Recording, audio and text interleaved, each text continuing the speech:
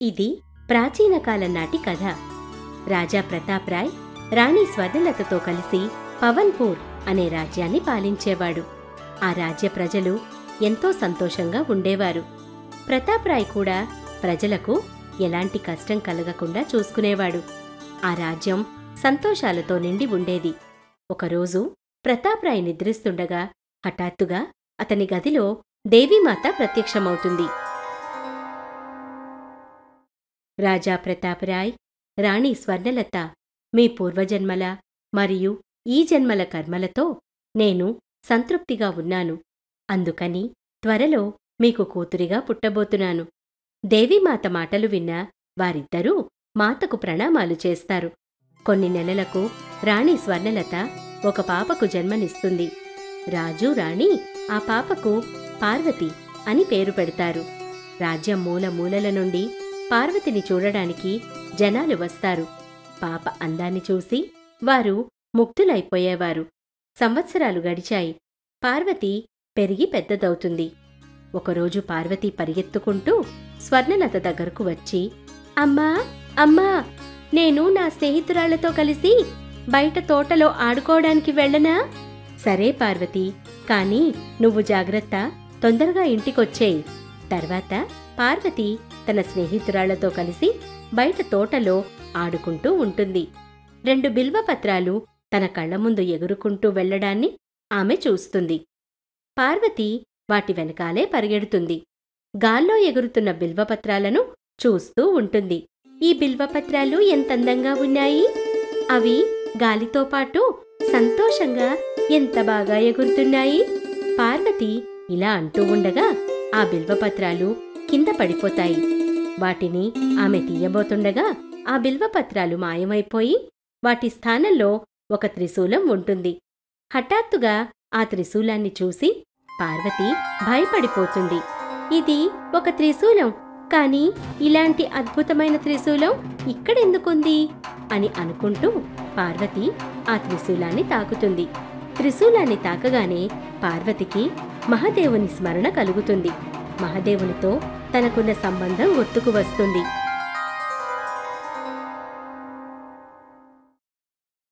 మహాదేవా, మహాదేవా, నాకు మహాదేవుడు కావాలి. మహాదేవా, మీరెక్కడున్నారు? మీరు లేకుండా నేనొక్క క్షణం కూడా జీవించలేను. నేను మహాదేవుణ్ణి వివాహం చేసుకోవాలనుకుంటున్నాను. హే మహాదేవా, నాకు మీ దర్శనమియ్యండి. పార్వతి బాధ చూసి భగవాన్ విష్ణుమూర్తి అక్కడ ప్రత్యక్షమవుతారు. పార్వతి, మహాదేవుణ్ణి వివాహం చేసుకోవడం అంత సులువు కాదు. నువ్వు నిజంగానే మహాదేవుణ్ణి నీ వరునిగా చూడాలనుకుంటే నీవు కఠినమైన కఠోర తపస్సు చేయాల్సి ఉంటుంది. నీ తపస్సు వల్ల మహాదేవుడు ప్రసన్నుడైతే అప్పుడు నిన్ను వివాహమాడటానికి ఆయన ఒప్పుకుంటాడు. నేను మహాదేవుణ్ణి పొందేందుకు కఠోరమైన తపస్సు ఖచ్చితంగా చేస్తాను. ఈ విధంగా విష్ణుమూర్తి చెప్పిన మాట మీద మాతా పార్వతి కఠోరమైన తపస్సు చేసేందుకు హిమాలయాలకు వెళుతుంది.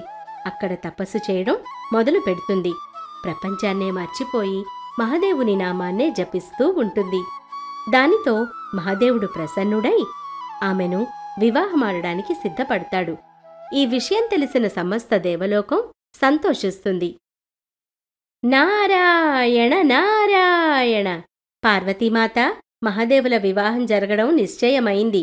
ఆఖరికి ఇన్నేళ్ల ఎదురుచూపు తర్వాత మనకు ఈ అద్భుతమైన దృశ్యం చూసే వీలు కలగబోతోంది. అవును దేవర్షి, ఈ వివాహాన్ని చూసేందుకు దేవలోకం మొత్తం ఉత్సుకతతో ఉంది. త్వరలోనే పార్వతీమాత మహాదేవుల వివాహం జరిగే రోజు దగ్గరకొస్తుంది.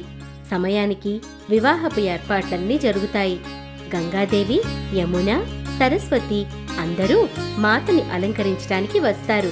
పదండి పదండి, మనందరం కలిసి పార్వతిని అలంకరించాలి. అవునవును, పదండి, మనం త్వరగా పార్వతి దగ్గరకు వెళ్ళాలి. వాళ్ళంతా పార్వతి దగ్గరకు వస్తారు. వాళ్ళంతా పార్వతిని కలిసేసరికి ఆమె అలంకరణ చూసి ఆశ్చర్యపోతారు. చూశారా, పార్వతి మనమందరం రాకముందే అలంకరించేసుకుందే. మన పార్వతి ఎంతందంగా ఉందో కదా! పార్వతి అందం చూసి మహాదేవుని కళ్ళు తిరిగిపోతాయేమో. పార్వతి అందం అలాంటిది, చూసిన కొద్దీ చూడాలనిపించేలా. ఇలా అని వాళ్ళందరూ నవ్వుతుంటారు. అక్కడ మహాదేవుని ఇంటి వద్ద బ్రహ్మ, విష్ణు, లక్ష్మీమాత, సరస్వతీమాత ఇంకా సమస్త దేవీదేవతలు ఉంటారు. వివాహంలో పాల్గొనేందుకు అందరూ ఉత్సాహంగా ఉంటారు. ఈరోజు భోలేనాథుడు పెళ్లికొడుకు కాబోతున్నాడు. అందుకే ఆయన అలంకరణలో ఎలాంటి లోటు ఉండకూడదు. పెళ్లి రోజున అందరూ అలంకరించుకుంటారు. మరి మహాదేవుడెందుకు వెనకాడాలి? అవును, ఈరోజు మహాదేవుణ్ణి అలంకరించే తీరాలి అంటాడు బ్రహ్మ. ఈరోజు ఆయన జీవితంలో అతి ముఖ్యమైన రోజు. అవునవును, మహాదేవుని అలంకరణ చూసి అందరూ ఆశ్చర్యపోవాలి. ఆ అలంకరణ సాధారణంగా ఉండదు మాతా. సాధారణ అలంకరణ కాదా? మరెలాంటిది నంది? ఈరోజు మహాదేవుడు భస్మంతో తన శరీరాన్ని అలంకరించుకుంటారు మాతా. ఏమిటి, ఈరోజు కూడా మహాదేవుడు భస్మంతో అలంకరించుకుంటాడా? కానీ ఈరోజు ఆయన వివాహం కదా, దానికి తగ్గట్టుగా అలంకరించుకోవాలి కదా. నంది మాటలు విన్నా అక్కడి వారందరూ ఆలోచనలో పడతారు. ఇంతలో నారదుడు ఇలా అంటాడు, నారాయణ నారాయణ, ఈరోజు మహాదేవుని వివాహం, కాని ఆయనెక్కడా కనిపించటం లేదే. ఆయనని చూడాలని ఉంది. కొంచెంసేపటికి మహాదేవుడు వచ్చి సమస్త దేవీదేవతలు భూతప్రేతాలతో కలిసి ఊరేగింపుగా పెళ్లికి బయలుదేరతాడు. మహాదేవుడు మెడలో కపాలాల దండ ధరించి ఉంటాడు. శరీరం నిండా భస్మం పూసుకొని ఉంటాడు. ఆయన ఈ రూపాన్ని చూసిన ముల్లోకాలవారు ఆశ్చర్యపోతారు. బాజా భజంత్రీలతో వారు రాజా ప్రతాపరాయ్ నివాసానికి చేరుకుంటారు. మహాదేవుని ఈ రూపాన్ని చూసిన రాణి స్వర్ణలత కళ్ళు తిరిగి పడిపోతుంది. మెలకువ వచ్చాక ఏడవడం మొదలు పెడుతుంది. అరేరే, ఏమిటిది? వరుడు శరీరం నిండా భస్మాన్ని పూసుకున్నాడు. ఇలాంటి వరుడికి నా కూతుర్ని ఎప్పటికీ ఇవ్వను. ఇలాంటి వరునితో నా కూతురు వివాహం జరిపించను. ఇలా అని స్వర్ణలత ఏడుస్తూ ఉంటుంది. ఆమెకు నచ్చ చెప్పేందుకు రాజా ప్రతాపరాయ్, నారదముని, విష్ణుమూర్తి వస్తారు. మహారాణి స్వర్ణలత, ఇలాంటి మంచి రోజున మీరు ఇలా ఎందుకు మాట్లాడుతున్నారు? నేను మహాదేవునితో నా కూతురి వివాహం ఎప్పటికీ జరిపించనండి. అతను భూతనాథుడు. అతనితో నా కూతురు సుఖంగా ఎలా ఉంటుంది? ఇది విన్న విష్ణుమూర్తి ఆమెతో, స్వర్ణలత, మీరు పెద్ద తప్పు చేస్తున్నారు. మీకు మహాదేవుణ్ణి చూడడంలో భ్రమ కలిగింది. మరొక్కసారి మహాదేవుని వైపు చూడండి, అప్పుడు నిర్ణయించండి. విష్ణుమూర్తి, ఇతర దేవీదేవతలు, పార్వతి ఆమెకు నచ్చ చెప్తారు. మహాదేవుని సుందర రూపాన్ని చూసి ఆమె సంతోషిస్తుంది. మీరందరూ నా కళ్ళు తెరిపించారు. నేను నిజంగానే భ్రమలో ఉండిపోయాను.